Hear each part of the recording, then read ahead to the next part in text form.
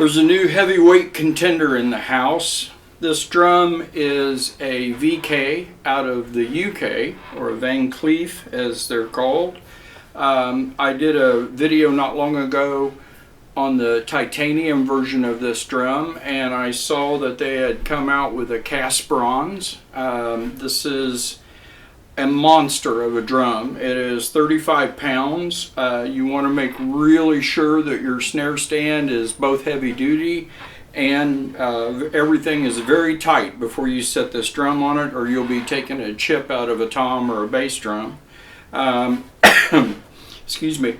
It is cast bronze hoops. The hoops themselves, I think, weigh probably close to 10 pounds each. I have tightened the heads and took the hoops off to look at the inside and just kind of check it out in general when I first got it. And it is just a really super heavy drum. If you're a touring pro and you've got a tech who's likes a good workout, this would be a fine drum. But if you're the average drummer playing, on the weekends at the local ice house, I don't really recommend this drum. It is an effort to get it on the stand.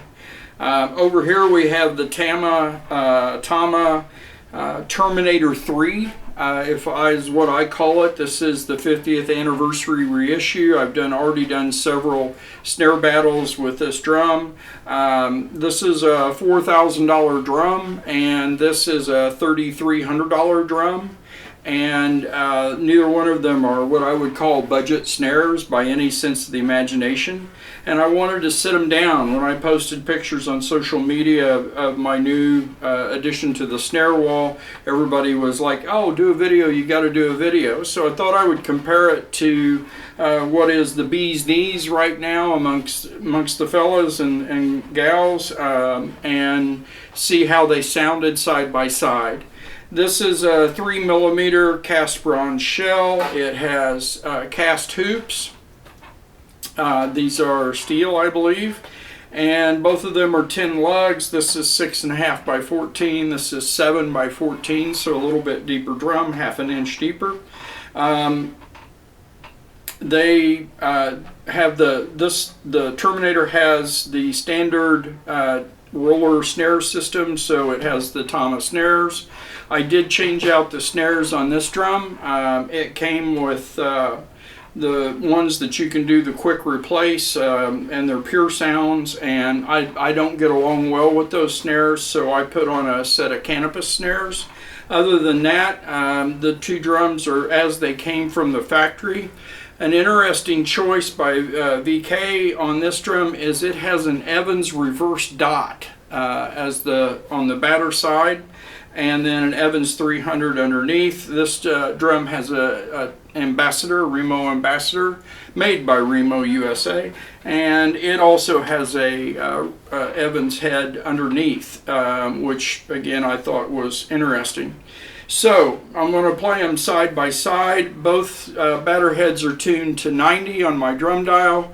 Both reso heads are tuned to 80 on my drum dial, and I go every lug, and I try to be very meticulous about this.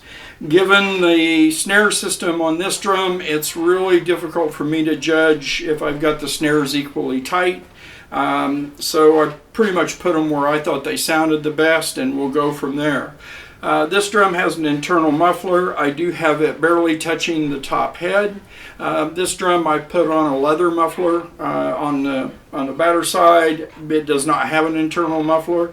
So other than that, they're as close as I can get them. Let's fire them up and see how they sound.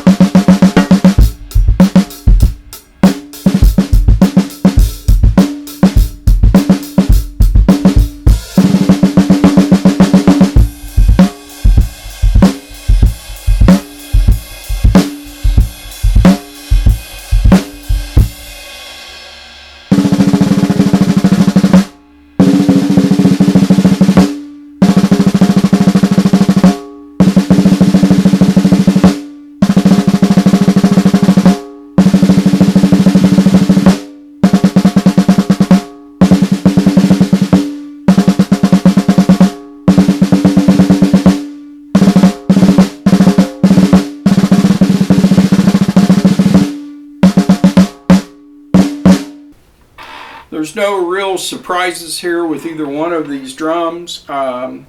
The VK has a slightly lower note. It is a deeper drum, and that kind of took me back a little bit when I first played them side by side, because it is a thicker shell. This is a 5mm shell. It's 2 millimeters thicker, and normally when you have more mass, you have a higher note produced by the shell anyway. The Tama is more articulate.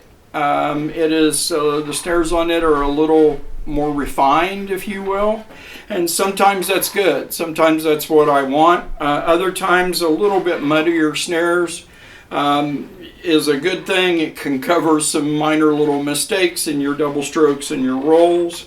And so, you know, that's just a matter of taste, whether or not you want just, you know, almost concert snare crisp, or a little bit more common, you know, rattle.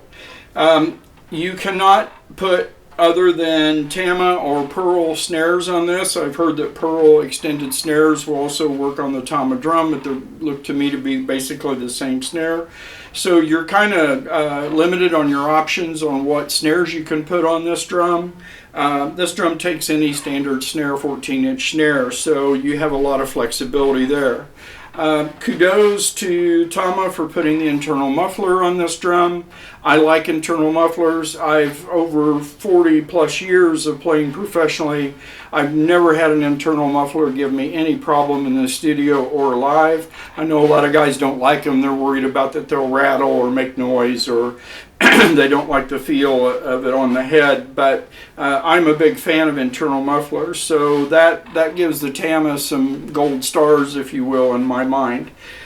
This drum is so heavy, and I'm an old man and not as strong as I used to be, but I don't care who you are, short of a weightlifter.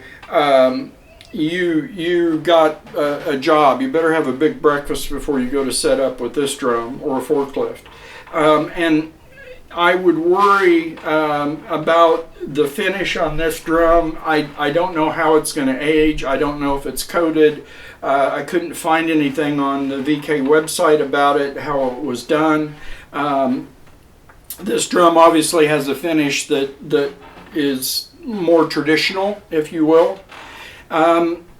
They're fine instruments, both of them, just great instruments. $4,000, $3,300, a lot of money for a snare drum.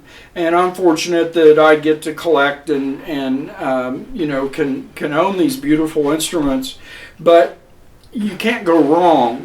There's no bad drum here. There's no glaring error. There's no big issue that comes up to me. It's really a matter of taste and $700.